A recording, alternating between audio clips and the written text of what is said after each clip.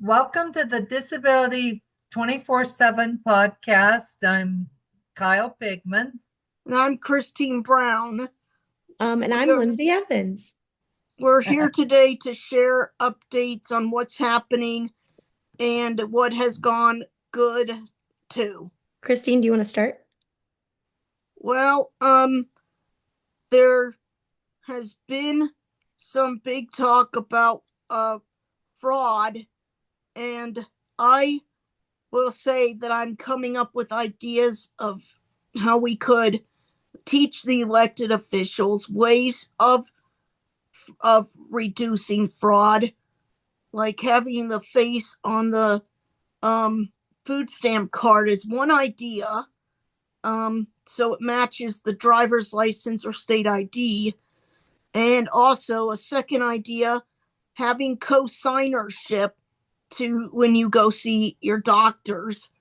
That's so you as the individual self-advocate share what it does for proving you were the one who was there.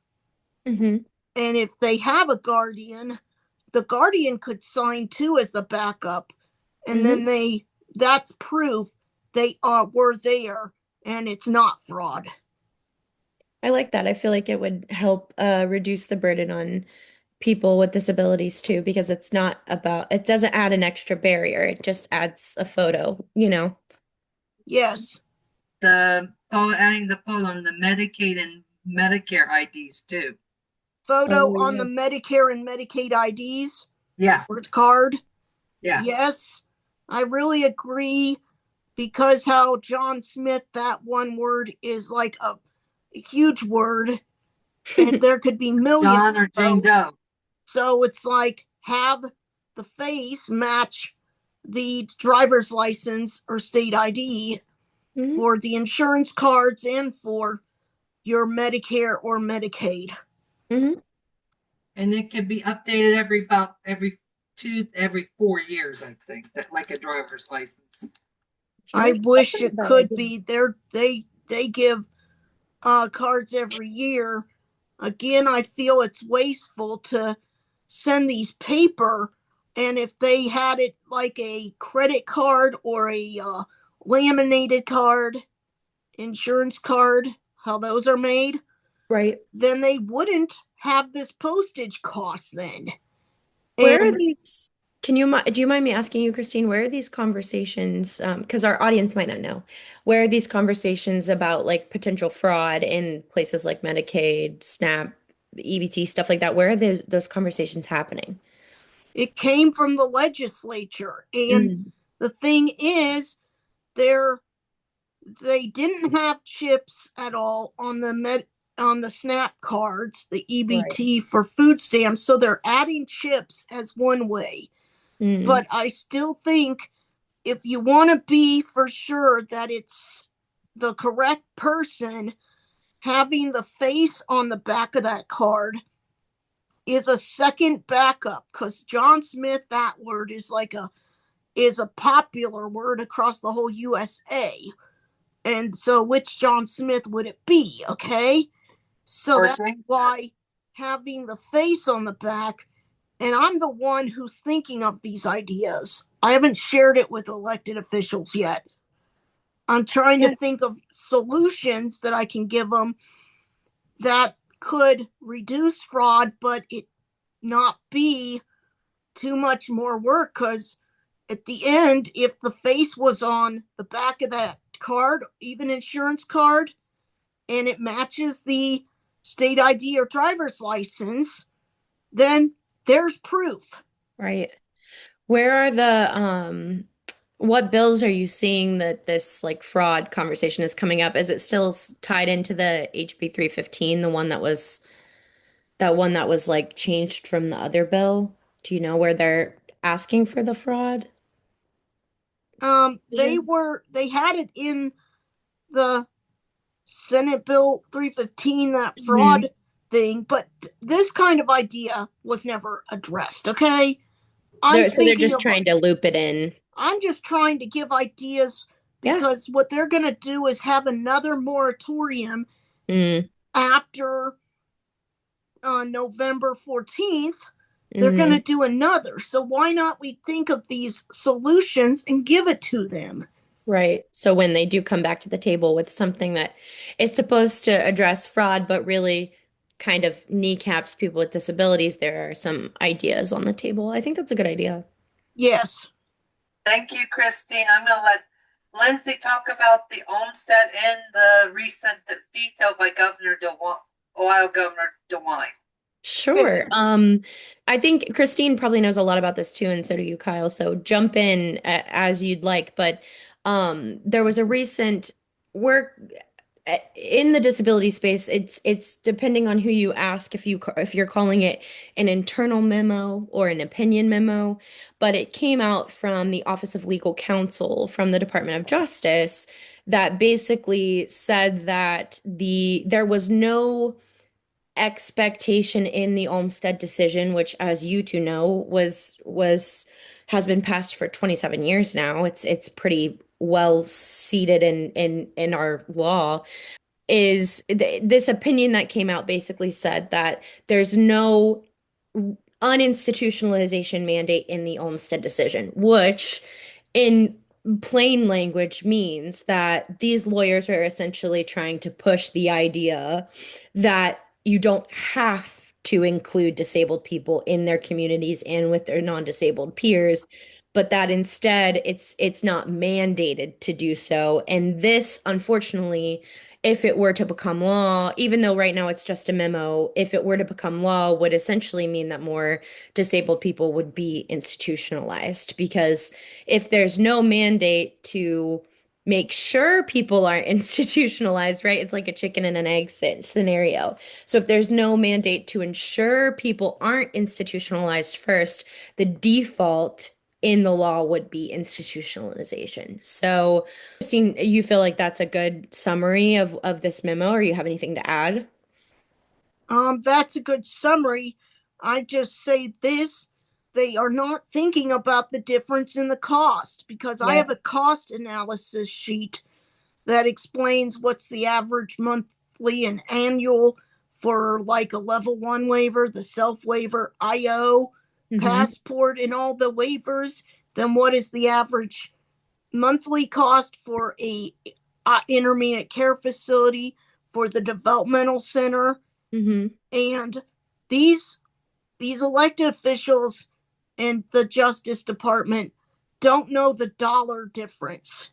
Yeah. And it's like a self waiver average is in the 3,000 range monthly, and an ICF is over 16,000 a month.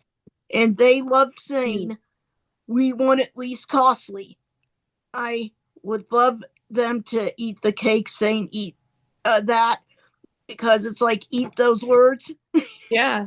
Because it came from a person who worked under Texas Attorney General Ken Pax, who's now running for Senate, and then also and also came from a so-called Texas conservative think tank too. Yes, as well. That's why I think disability advocates are being cautious to call it an opinion memo or an internal memo, because it does not currently have teeth other than in the scary corners of the people that are trying to put it into law. It's not, it's not in a bill yet. It's just a legal conclusion, which that is where there's maybe a silver lining, is that there's been a lot of pushback from all kinds of people like us, just different disability orgs, ACLU, NDRN, tons and tons and tons of organizations have already sounded the alarm on this opinion memo. So here's hoping that maybe it doesn't go anywhere, but it is a huge issue because it would not only, like you said, like we all know, would cause an undue burden to disabled people because a lot of them don't need institutionalized, but also the point you bring up is amazing, Christine, of like we're not even thinking about what would be less money for Ohioans in general anyways. Like we're causing an issue by putting more disabled people in institutions, and it's not cheaper. That could be one way that if we do have to fight it on the advocate level, that we share our stories about why we shouldn't be institutionalized, but also share the numbers, you know? I think that's really smart to bring that up, Christine. Yeah, but there's some good people from there's good some good people from both sides who do care about the disability Hmm. I community. I agree.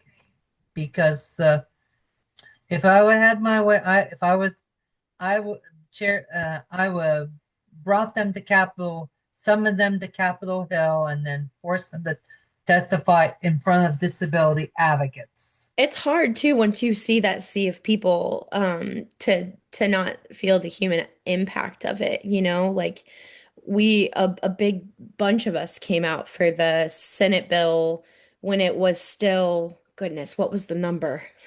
3 bills ago, the first one, we all came out against it. What has now turned, 315, well, it's now 315, but before it was a completely different number. Um, 375. Yes, it was 375 before, and now it's 315. And that's another way that they confuse disabled people is they throw it into another bill, or they put it into this bill, or they have like kind of a last minute legislative session. Like all of these things are tactics to try to get legislation passed quickly. So Yeah. we just have to keep a lookout on this for this memo. I think our audience is smart, so just keeping an eye and an ear to the ground of these different disability organizations like NDRN, ACLU, like American Association for People with Disabilities. yeah, yeah, yeah. All of these different places are really a valuable resource. And honestly, it's such top news right now. You could just search DOJ memo Olmstead and you would get lots of information about it that Christine, Kyle, and I wouldn't have the time to explain. There's some really rich history with the Olmstead decision with Willowbrook and one of the worst times for disabled people ever when institutions um weren't even like monitored, you know? And Lois Curtis, there's really good history there that the three of us don't really have time to explain in our short time we get to do the podcast, but I would encourage all of our listeners, if you don't know about Willowbrook and the Olmstead decision, to start there and learn about it first, and then to read about this memo and see how it would be really damaging. So, yeah. Thank Anything you, else? Lindsey. And then also because in the Ohio legislature had to withdraw that thing about making parents with disabilities wouldn't get paid, but they had to take that Hmm. out. Yeah, yeah, yeah. Anything else you got, Christine or Kyle, want to share about the Olmstead memo? It was started Uh, by because there was a white woman, an African American woman, that sued the state of Hmm. Georgia. Remember that? Hmm. The mhm. and the Yeah. Really, really powerful story. You should definitely look it up. Willowbrook Institution. It was in New York. That's the main institution that started pretty much this whole thing with Olmstead. yes, in the National Disability Rights Network because it was Geraldo Rivera who was with Hmm. ABC News at the time. Yeah, Geraldo Rivera was the main one that broke this case wide open and was the reason that all of these people that were at Willowbrook were able to be even heard. Like no one was even keeping an eye on them at this institution and the neglect and abuse. I mean, just trigger warning if you look up the Willowbrook institution pictures, they're dark. You know, they're really dark and they're nothing to laugh at. And I think one important thing that I've seen a lot in disability advocate news in the past week since the memo was leaked was basically like, we will not go back. That's the main tagline is we will not go back. We're not going to be put back into institutions. Like disabled people have been living in the community now for 27 years since Olmstead was enforced. So, um, It's tough to see that there's people out there that still believe that inclusion shouldn't be a mandate. It's tough to hear about. If I can please say this while it's in my head, Hmm. okay? They also mentioned about putting the special education to be sent over to the Department of Health and Human Services. Yep. And they also want to reverse to where the students in special don't need to be in the integrated classroom. We are going backwards. Yeah. It's like making all the people and students with disabilities to be segregated, Yeah. which is what we have fought to not have is segregation. Yeah, this is a huge reason why we knew we needed to get a podcast out this week is because and get it recorded was because there's so much happening in Ohio. And that's another thing that's happening is this push to get the special education department essentially wiped out is really what it would do. And it would mean that there's no protection for kids in special education. Um, and it's kind of scary. It's pretty Yes, it scary. is.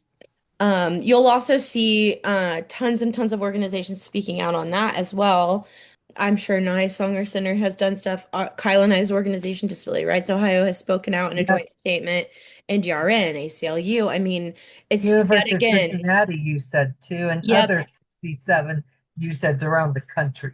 yet again, just another thing that Ohioans are sounding the alarm on in terms of In and that's at Americans, the federal level. So that's a really scary one too. That affects all of our podcast listeners. I know we try to talk about only Ohio stuff most of the time, but this is federal. So this would be a huge issue. a national one, because Hmm. because this just was because that was just that was not cool. And then just do your research on the Willowbrook and then also the Olmstead app, because we have a great lady, Jennifer Couture. She chairs the Ohio Olmstead Tax Force with helps in our policy director, DRO's policy director, Brittany Mannix, helps with that too. Yeah. It's there's a lot happening. And should I go ahead and talk about the veto as well? Yeah. Yes. Okay. So in good news, there was this rogue law that was supposed to be passed, that had made it all the way to the governor on Monday called HB 472. And it's a voting rights issue law that supposedly was supposed to make security, our legislation, are supposed to bring legislation that would make our voting more secure by requiring absentee ballot users to put a photo ID towards their absentee ballot, including adding this other online portal and a secondary online form that would somehow get voters to match their photo ID through this portal. They'd have to print out photocopies of their photo ID. Essentially, it was a mess. There wasn't a lot of information on why it was needed. There wasn't a lot of these supposed forms that would need to be created weren't even created yet. And honestly, in Ohio, we don't have issues with photo ID. We probably shouldn't even have passed the photo ID law that we did a couple years ago in Ohio, to be honest, in my humble opinion. But this law we found out about on Monday in Ohio, and by Monday afternoon, advocates and organizations were calling for the governor to veto it. Tons and tons and tons of organizations, not just disability advocacy organizations, but also aging community organizations, because this was a huge red flag for the aging and the senior communities. And the happy update is that as of literally yesterday or Wednesday, the governor did veto this bill. So thankfully, Governor DeWine vetoed this bill that really was not needed.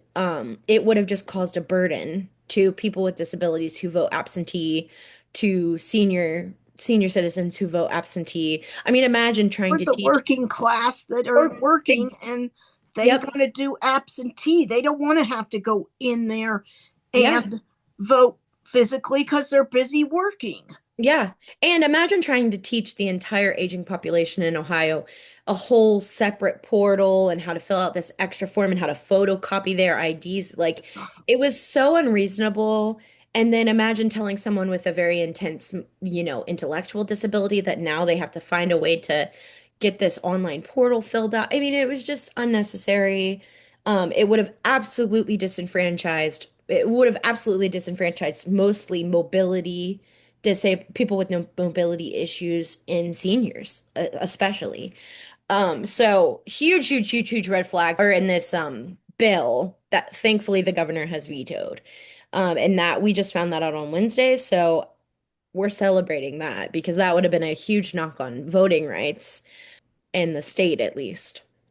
Thank you, Lindsey. I'm just Yeah. glad we did able to get this. And then Yeah. in another positive news, the today is the last final day when we're taping is the final day of the 2026 Special Olympics USA Games from the Twin Cities of Minnesota, which the University of Minnesota hosted most of the events.